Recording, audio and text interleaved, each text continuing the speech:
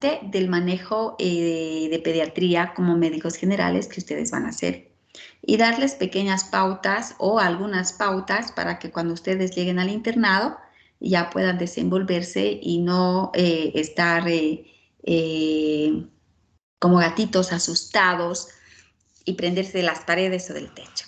Entonces, bienvenidos nuevamente. Lo único que les puedo pedir es que aprovechen de estudiar y de aprender todo lo que puedan, pero aprender, no solo estudiar para lo que es el examen, sacar la nota y entrar al internado, ¿sí? Entonces, siempre que lean algo nuevo o alguna cosa, entonces es que ustedes aprendan y luego puedan aplicar. Entonces, como introducción a lo que es el avance de la materia de pediatría, en realidad tenemos que empezar con lo que es las enfermedades exantemáticas, pero quiero darles un poquito un pantallazo de lo que ustedes tienen que aprender y eso que ustedes van a aprender leyendo sus libros lo puedan aplicar cuando les llegue un paciente y les toque manejar a ustedes, les toque ver a ustedes y tomar decisiones a ustedes, sobre todo cuando lleguen al internado y les toque pues rotar campo. No todos tienen la suerte de rotar primero hospital. A muchos les toca ir a campo primero. ¿Sí? Muy bien. Vamos a empezar leyendo dos pequeños casos clínicos para que lo podamos discutir un poquito y para podamos ver cómo podemos arreglar o solucionar el problema de estos pacientes, porque nosotros como médicos solucionamos el problema del paciente. Y el problema del paciente es que tiene una enfermedad y nosotros tenemos que hacer un diagnóstico y dependiendo del diagnóstico que nosotros hagamos, tenemos que hacer el tratamiento. Pero no solo eso, sino también que nosotros tenemos que saber intervenir en el momento adecuado, ¿ya? Y cuando se necesite, cómo debemos actuar, qué debemos hacer y qué es lo mejor para nuestro paciente. ¿Sí? Muy bien.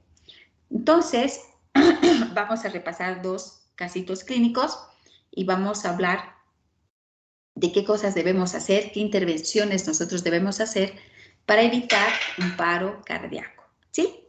Muy bien. Lo traen a un niño de 2 años para que lo atienda 2 horas después de caer un piso por la escalera. Tras la caída, el niño perdió brevemente la conciencia. Al llegar al servicio de emergencias, parece inquieto, pero no muestra dificultad para respirar, ni signos evidentes de lesiones.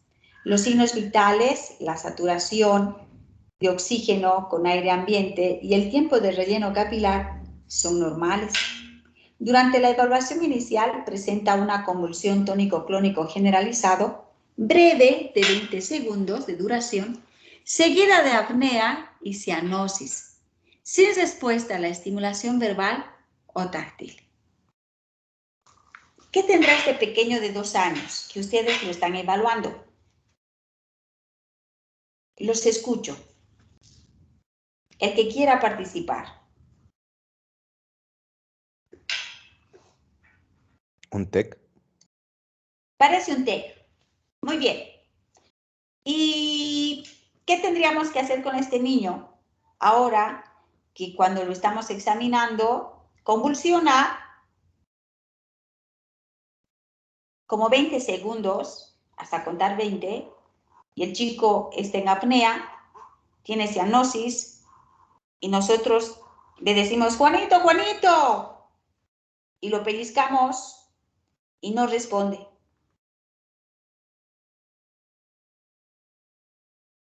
¿Qué es una apnea?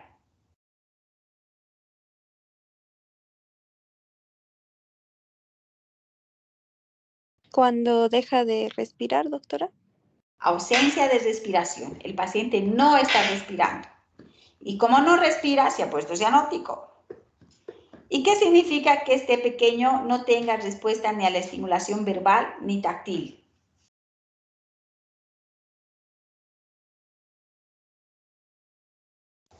¿Que está inconsciente? Está inconsciente el paciente. Muy bien, este paciente está inconsciente. ¿Qué tendremos que hacer con este niño?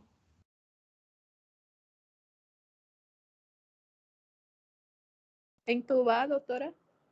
Lo quieren intubar. Bien. ¿Qué otras ideas tienen?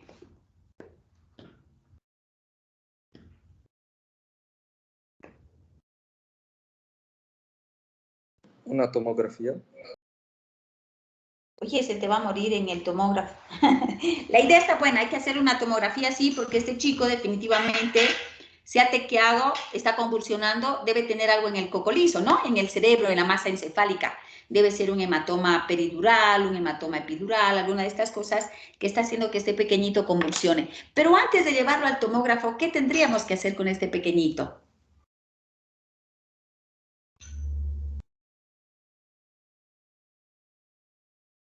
Su compañera dice hay que intubarlo. Y ¿Puede antes ser de... un masaje cardíaco en el caso de que no tuviera pulso? Bueno, aquí no nos dicen que el paciente si tiene pulso o no tiene pulso, ¿verdad? Así Solo como nos dicen decía, apnea y inconsciencia, me viene a la mente que tal vez podría evaluar eso.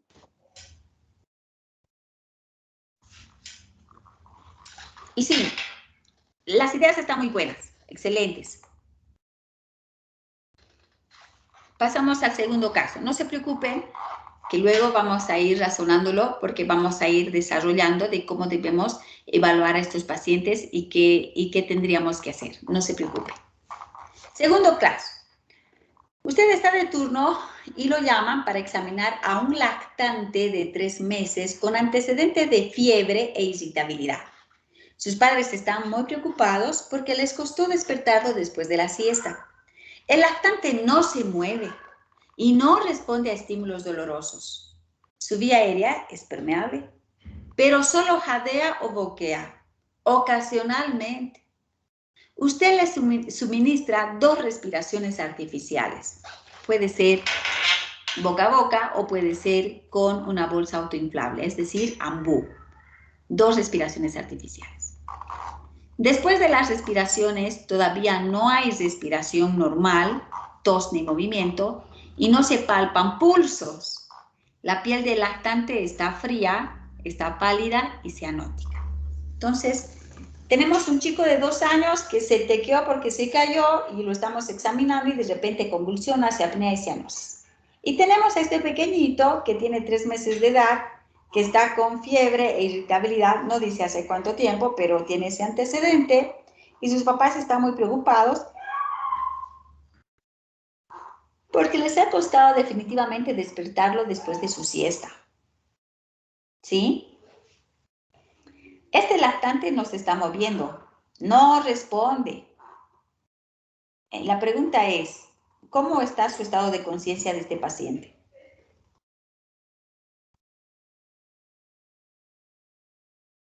Deprimido, está inconsciente, no hay Está respuesta. inconsciente. Está inconsciente. ¿Y su respiración? ¿Cómo está su respiración?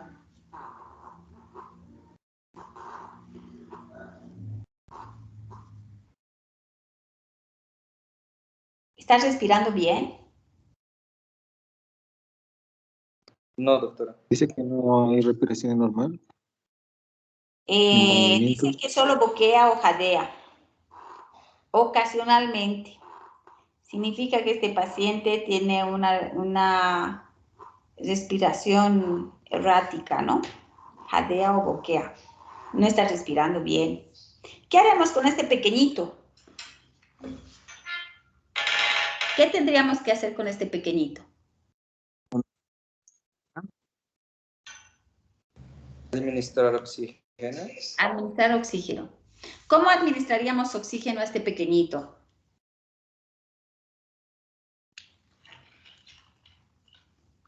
Porque puede ser puntas nasales, puede ser mascarilla, puede ser mascarilla y bolsa de reservorio. ¿Mascarilla 2? Creo que mascarilla. Ya, mascarilla. Bien, ahora vamos a desarrollar el tema, ¿sí?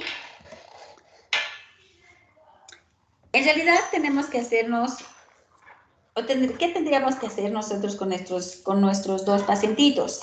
Debemos hacer una evaluación cardiopulmonar rápida. Y sobre la base de la evaluación cardiopulmonar debemos de ver cuáles son sus prioridades de tratamiento. Cómo activamos el equipo de respuesta rápida y cómo aplicamos los pasos de la resucitación cardiopulmonar. ¿Sí? Muy bien. Cuando nosotros tenemos, ¿estos dos pacientes son críticos o no son críticos? Sí, lo son, doctor. Son críticos. Son críticos, ¿no es cierto? Los dos pacientitos son críticos porque los dos se han puesto inconscientes, ¿sí? Cuando nosotros tenemos un paciente que tiene riesgo de que haga un paro, ¿ya? Uno está en apnea y el otro solo jadea o boquea, ¿no es cierto? Tenemos alto riesgo de que nuestro paciente termine en un paro cardíaco. Cuando nosotros sospechamos de que un paciente, como los que tenemos, son críticos, entonces nosotros debemos ver qué problemas desencadenantes podrían tener, ¿no es cierto? O sea, ¿qué deberíamos evaluar? Debemos evaluar si tienen dificultad respiratoria, si nuestro paciente está en shock. Debemos ver si nuestro paciente ya tiene insuficiencia respiratoria y si nuestro paciente ya tiene insuficiencia cardiopulmonar, que obviamente va a desencadenar en un paro cardíaco. Podemos tener pacientes con paro cardíaco súbito también. Puede llegar nuestro paciente que de 0 a signos vitales no tiene pulso, no respira, está inconsciente, ¿entienden? Podemos tener este tipo de pacientes. Pero generalmente cuando tenemos pacientes críticos que de alguna manera pueden desencadenar o terminar en un paro cardíaco, debemos siempre pensar en los problemas desencadenantes. En el segundo caso, tenemos un paciente que tiene fiebre y tiene irritabilidad. No nos dicen, obviamente, si nuestro paciente ha presentado tos, pero dificultad para respirar no tiene, sin embargo, no está respirando bien, ¿cierto? También tendríamos que pensar que nuestro paciente estuviera entrando en un shock, ¿no es cierto? Cuando nosotros tenemos niños o pacientes o personas, ya sea adulto o pediátrico o neonato, que tenga fiebre, ¿en qué pensamos? ¿Una infección? Una infección. Y las infecciones, perdón.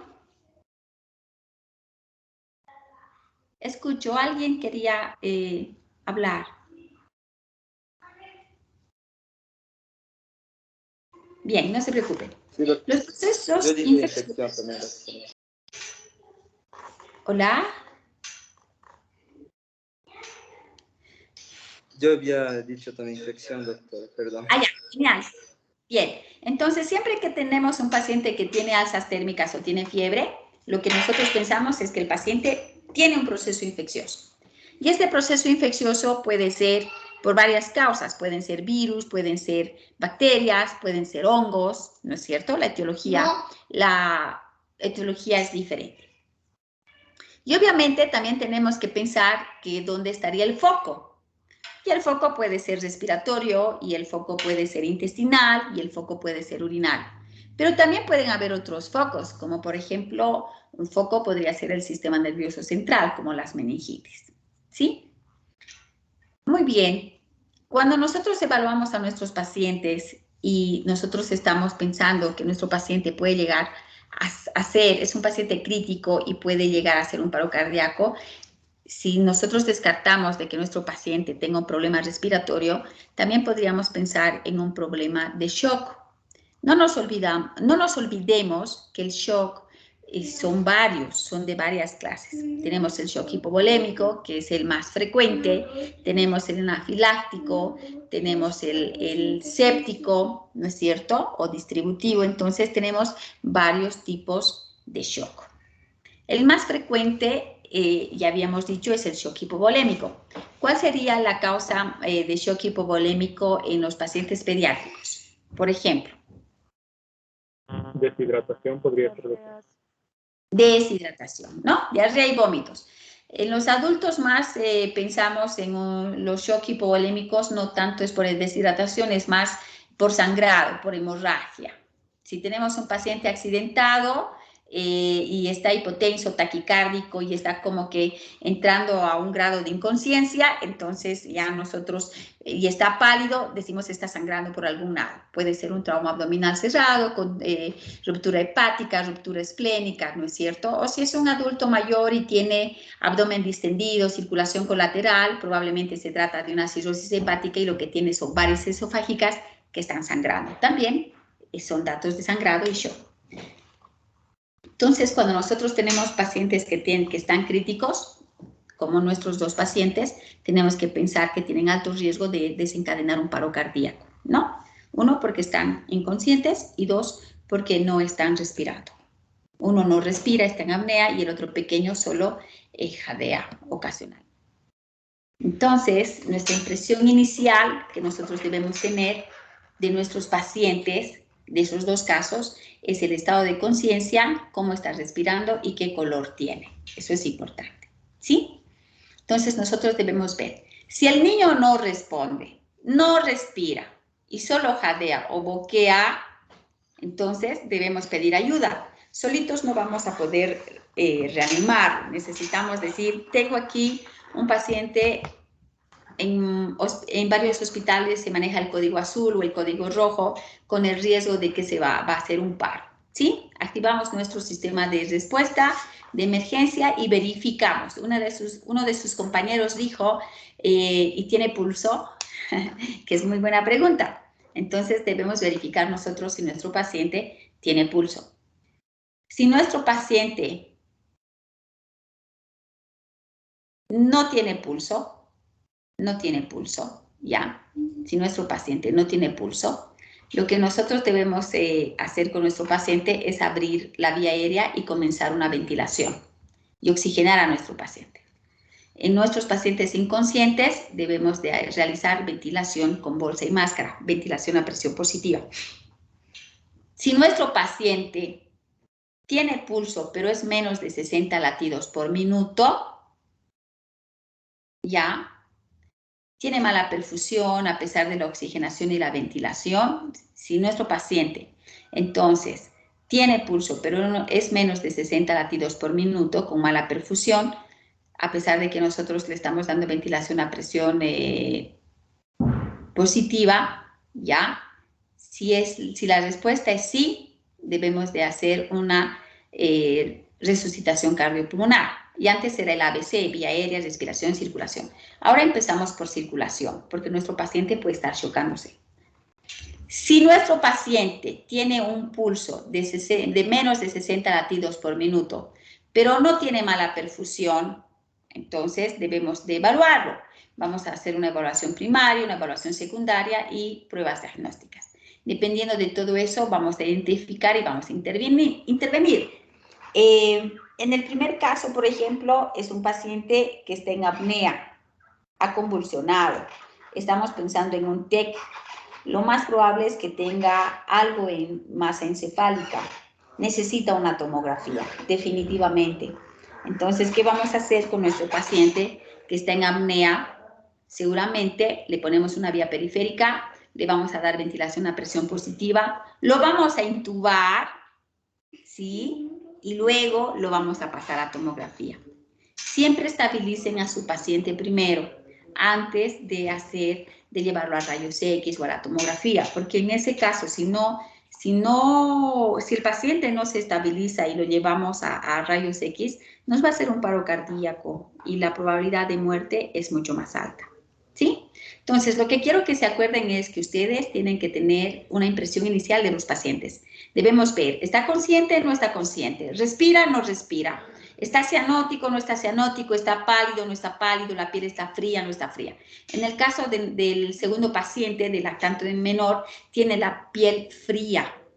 Seguramente el llenado capilar está prolongado. Este chico tuvo fiebre. Este chico estuvo irritable.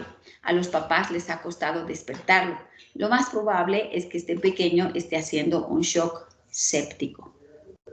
¿Sí? Claro que no nos dicen ni cuántos días ha estado con fiebre ni nada, pero analizándolo estamos así, ¿cierto? Entonces, si nuestro paciente no tiene pulso, empezamos la resucitación cardiopulmonar. Entonces, ahí vamos a hacer la circulación, vía aérea, respiración. Y entre la circulación está lo que es el masaje cardíaco. ¿Ya? Si nuestro paciente no respira, pero sí tiene pulso, hay que abrir la vía aérea y hay que iniciar la ventilación a presión positiva. Entonces, no nos olvidemos de la impresión inicial de nuestros pacientes. Si nuestro paciente está consciente, si respira o no respira y qué color tiene, está cianótico o no está cianótico. En nuestra impresión inicial podemos encontrarnos nosotros pacientes con un nivel de conciencia que no responde, como nuestros dos pacientes. O podemos encontrar pacientes que están irritables, molestos, solo lloran, no se entienden. O podemos encontrarnos también con pacientes que están alertas. Pueden estar con fiebre, dificultad respiratoria, pero están alertas, ¿sí? Debemos ver cómo está nuestro paciente, cómo está respirando nuestro paciente. ¿Cómo vamos a evaluar la respiración? Si tiene mayor esfuerzo respiratorio, los pacientes que tienen neumonías graves, por ejemplo, tienen tiraje, cornaje, retracción subcostal, intercostal, ¿no? Debemos ver si tiene mayor esfuerzo respiratorio.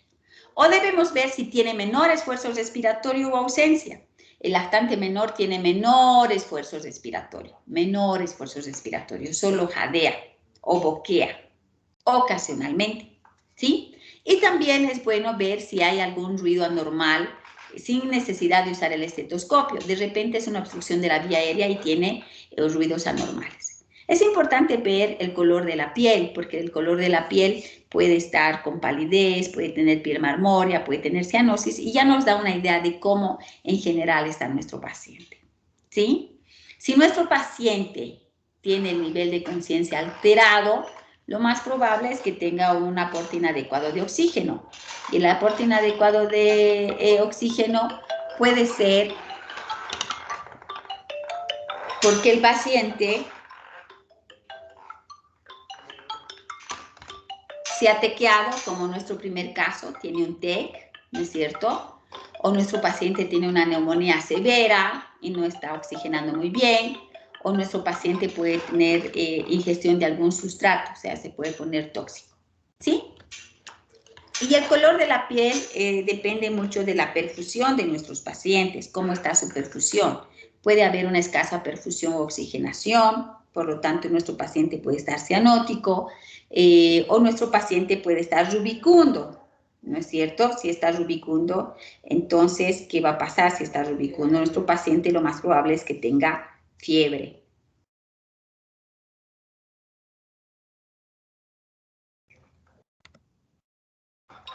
Entonces,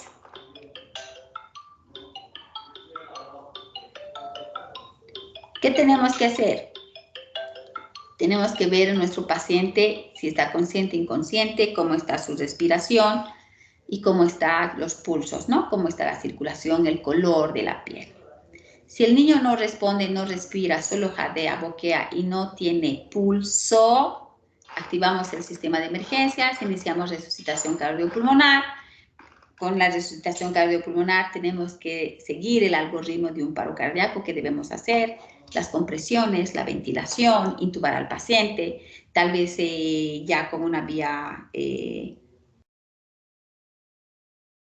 periférica donde tal vez nuestro paciente va a necesitar otros medicamentos, ¿no es cierto? Puede necesitar de repente adrenalina porque con el masaje cardíaco igual no tenemos pulso, entonces necesitamos. Cuando una vez logramos la resucitación de nuestro paciente con éxito, entonces tenemos que tener cuidados posparo cardíaco. Significará que el paciente seguro va a pasar una terapia intensiva, pero para eso debemos de hacer igual una evaluación primaria, una evaluación secundaria y las pruebas diagnósticas necesarias para identificar y luego intervenir. En el primer caso, por ejemplo, el paciente lo intubamos y tal, sigue con pulso, no requiere masaje cardíaco, está con su vía periférica, pero está intubado porque su Glasgow descendió a 8.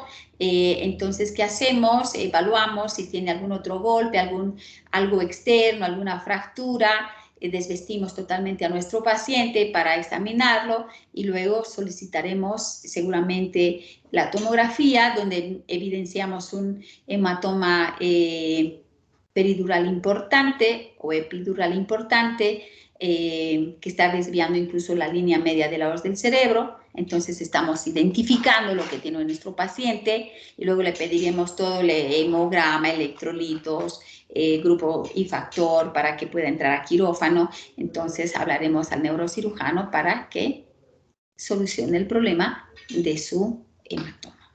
¿Sí? Entonces es un pequeño algoritmo que necesito que ustedes lo tengan presente cuando evalúen a un paciente, porque les puede llegar como les llegó el otro chico que se cayó de las gradas y llegó consciente y tal, pero de repente, plan, se convulsiona, les hace apnea, se puede ser cianótico. Y bueno, el otro chiquito que ya les costó a los papás despertarlo, que lo más probable es que tenga una sepsis, ¿no es cierto? Y está haciendo un shock séptico, por eso su piel está fría, no tiene buena circulación y se está chocando el chico, entonces sería foco a determinar, no sabemos, tal vez es una neumonía y el chico tal vez ha estado respirando ya mal de días anteriores, pero se ha agotado y ahora solo jadea, no puede, ya se cansó sus músculos respiratorios, entonces no sabemos. Entonces su shock séptico sería un foco determinar, ¿sí? Pero la idea en general es esa para que ustedes puedan tener una impresión inicial del paciente, una evaluación inicial del paciente para ver si nuestro paciente está consciente, no está consciente, cómo respira, cómo está su piel, para que nosotros nos demos cuenta que ese paciente está crítico, que puede hacernos un paro cardíaco. Entonces, que nosotros debemos actuar, debemos reconocer si nuestro paciente es crítico o no es crítico. Lo mismo que pasa cuando hacemos consulta o cuando hacemos emergencias, que más parece consulta externa que emergencia en general, para ver si el paciente se queda hospitalizado o se va para la casa. ¿Sí? Muy bien. Si tienen alguna duda,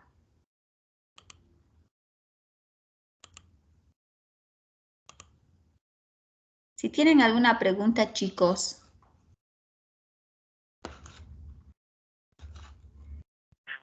¿Se entiende?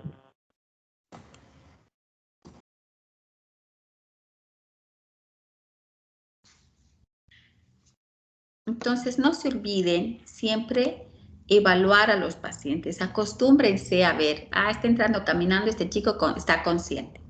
No tiene dificultad para respirar, está respirando normal. Está rosado. Está bien. En general está bien. Pero si viene un niño en brazos de los padres, donde el niño no se mueve, lo ponen a la camilla y ustedes lo ven pálido o lo ven cianótico, ven el tórax, no está respirando o de repente, ocasionalmente, jadea o boquea y lo pellizcan y no responde, ese chico es recrítico desde que entra. Entonces ustedes tienen que saber actuar. No se olviden siempre pedir ayuda. Solos no van a poder, chicos. Porque si les hace un paro cardíaco, uno tiene que dar ventilación a presión positiva y el otro tiene que dar masaje cardíaco. Y obviamente nuestra licenciada en enfermería te va a estar poniendo el monitor, te va a estar poniendo una vía periférica. Se hace un trabajo en equipo. Pero solo no se puede. El paciente se va a morir. Entonces, no se olviden, si ustedes ven, el paciente está inconsciente, no está respirando, lo estoy viendo cianótico, lo estoy viendo pálido, no se mueve, no responde, está inconsciente, llamen a un equipo. Obviamente, lo ideal es que cada hospital tenga su equipo de emergencia, ¿sí? Pero hay otros colegas, hay otros médicos que nos pueden ayudar y podemos salvar vidas. Esa es la idea, ¿sí? Muy bien. Está bien, doctora. Entonces ahora vamos a entrar a hablar un poquito de lo que son las enfermedades exantemáticas. Y vamos a hablar un poco de lo que es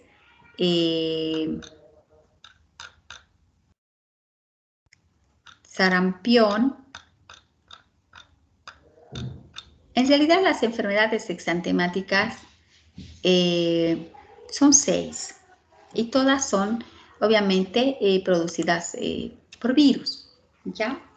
Y entre una de las primeras enfermedades exantemáticas está el sarampión. Sarampión que ha tomado su importancia porque muchas personas no quieren vacunarse. Entonces, hay personas antivacunas. Entonces, entre las enfermedades exantemáticas tenemos el sarampión, la escarlatina, la rubiola, el eritema infeccioso, la roceola infantil. Entonces, tenemos varias enfermedades que debemos de reconocerlas. Pero es importante saber identificar al sarampión. El sarampión es una enfermedad que puede ser grave, sobre todo en los pacientes que están inmunocomprometidos. Y tenemos cada vez más pacientes que son desnutridos y tenemos cada vez más pacientes que tienen VIH y cada vez tenemos pacientes que tienen cáncer. Entonces, este grupo de pacientes, y no nos olvidemos de las inmunodeficiencias primarias, porque las otras son inmunodeficiencias secundarias. Tenemos pacientes con inmunodeficiencias primarias porque tenemos actualmente más pacientes sindromáticos, estamos viendo más síndromes. Entonces, hay muchos síndromes que se van a acompañar de inmunodeficiencias primarias, como por ejemplo el síndrome de DiGeorge, se acompaña de inmunodeficiencia primaria. ¿Sí? Muy bien. Entonces, el sarampión es una enfermedad que se puede prevenir. ¿Cuál será la vacuna para el sarampión y a qué edad se debe aplicar?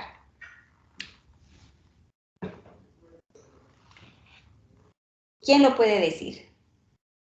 Doctora, la SRP se aplica con 1 año hasta 2. Sí, a partir del año de edad tenemos la SRP, sarampión, rubiola y papera. Muy bien. El sarampión es una enfermedad infecciosa, aguda, muy contagiosa, es inmunoprevenible por la vacuna que ya mencionó su compañera y se caracteriza porque el paciente tiene alzas térmicas, fiebre, tos, coriza, tiene conjuntivitis, hay erupción maculopapular eritematosa y las manchas de Koplik, que sería el signo patognomónico para el sarampión. Es muy contagiosa, se puede resolver espontáneamente, puede presentar complicaciones moderadas a severas, la inmunidad dura toda la vida, significa que si uno se enferma nunca más se enfermará, y el paciente va a albergar el virus en las secreciones de la nariz y la faringe en la fase aguda. El contagio es de persona a persona por medio de las gotitas de fluje, ¿ya? Y más o menos son en las primeras 7 a 8 días de enfermedad. Producida por un paramyxovirus, fue aislado en 1954 por Enders y Pebres, produce células gigantes multinucleadas, hay vacuolización en el citoplasma sincitial y produce inclusiones eosinofílicas intranucleares e intraplasmáticas. Tiene 2 fases de multiplicación. Primero se multiplica en el lugar de la infección, estamos hablando de la nasofaringe, y después tiene una segunda fase de multiplicación que ya va a ser hemático, ¿no? O sea, es la fase de replicación viral en realidad. Si hacemos estudios anatomopatológicos, se encuentran células gigantes multinucleares nucleares en tejido linfático, faringe y mucosa bronquial. En el pulmón hay una reacción inflamatoria con células mononucleares y un exudado mucopurulento. En el sistema nervioso central podemos encontrar lesiones hemorrágicas y petequiales en la sustancia blanca, los ganglios de la base, protuberancia, la médula. También puede haber edema, hemorragias, trombosis con desmielinización perivascular. Y en el riñón, hígado y vaso hay datos de congestión y necrosis focal. O sea, este virus que produce el sarampión afecta a varios órganos, ¿no es cierto? Entonces no es que es como una gripa muy fuerte que va a la nasofaringe y luego puede ir al pulmón y ya está. No, también puede repercutir incluso en el sistema nervioso central. El periodo catarral dura de 3 a 5 días, el exantemático de 3 a 4 días y el periodo de declinación o efervescencia de 8 a 10 días, y tenemos un periodo de incubación de más o menos 1 a 2 semanas. El periodo de comienzo o catarral, que se caracteriza por alzas térmicas, por conjuntivitis, tienen epífora, fotofobia, también tiene síntomas respiratorios como rinorrea hialina o mucopurulenta, hay accesos de tos no productiva, el paciente está muy decaído, no tiene ganas de comer, somnoliento, y obviamente si tiene anorexia, no toma ni agua, el paciente tiene lengua saburral, con un enantema característico en el paladar blando, entonces se pueden ver unas manchas blancas, las que se denominan manchas de Koplik. Algunas veces tenemos la suerte de verlas y algunas otras pues pasan muy rápido. Las amígdalas pueden estar muy congestivas, el paciente tiene disfonía y en pulmones puede haber auscultación de roncos y estertores crepitantes. Y en el periodo exantemático pues tiene exantema, que es un eritema maculopapular detrás de las orejas, que hay un límite del cuero cabelludo, ahí está en la cara, el cuello, el tronco y las extremidades. En realidad el exantema es generalizado.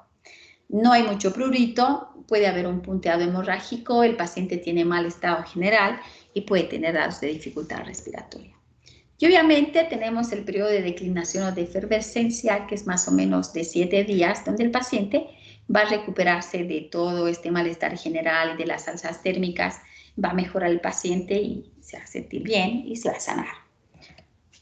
Hay varias formas clínicas de sarampión. Hay sarampión sin catarro, sarampión tóxico sofocante, hay sarampión ataxodinámica, hay sarampiones hemorrágicas o negras, sarampiones sin erupciones, sarampión vesiculosos bulosos, sarampiones atípicas que nos van a llevar, el paciente va a presentar eosinofilia, neumonitis, hepatoesplenomegalia, hiperestesia, parestesia. Entonces, no siempre medicina.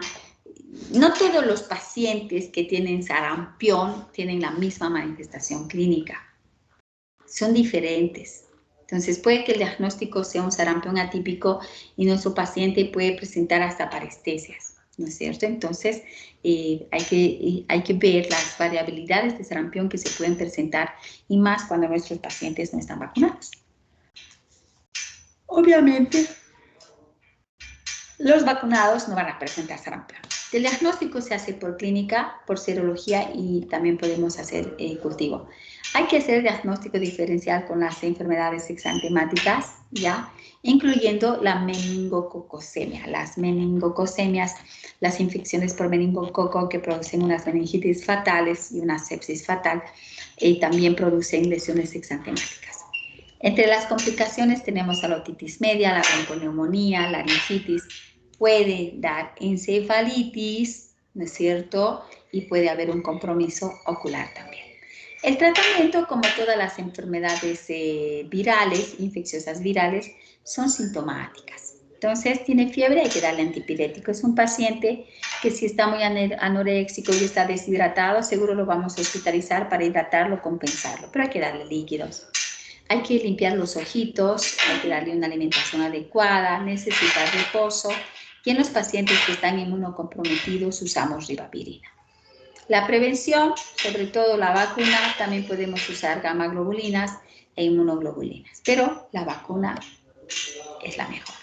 Muy bien, vamos a hablar un poquito de la rubiola. La rubiola no es una enfermedad infecciosa severa, es importante hablarla así porque nos produce el síndrome de la rubiola congénita, que sí es preocupante en los chicos que van a nacer con el síndrome de rubiola congénita. ¿Sí? Muy bien, chicos, un cafecito, vayan a tomar un cafecito, seguramente han estado pasando clases.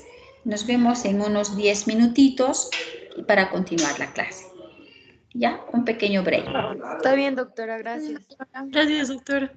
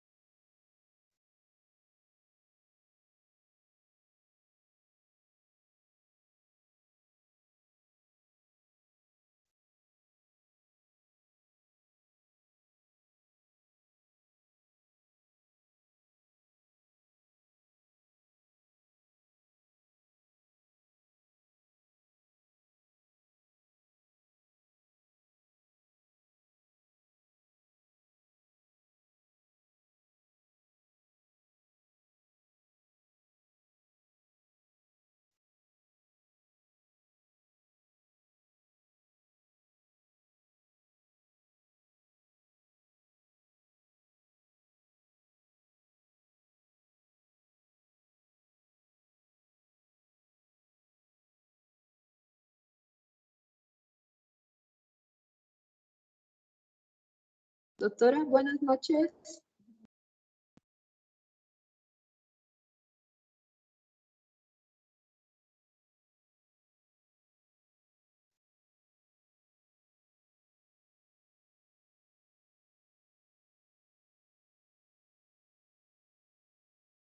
Chicos, ¿y si ponemos presente en el chat y no vamos? Sí, mejor, porque tenemos clase ahora, ¿no? De gineco, a las 8:25. Sí, justo eso. De acuerdo.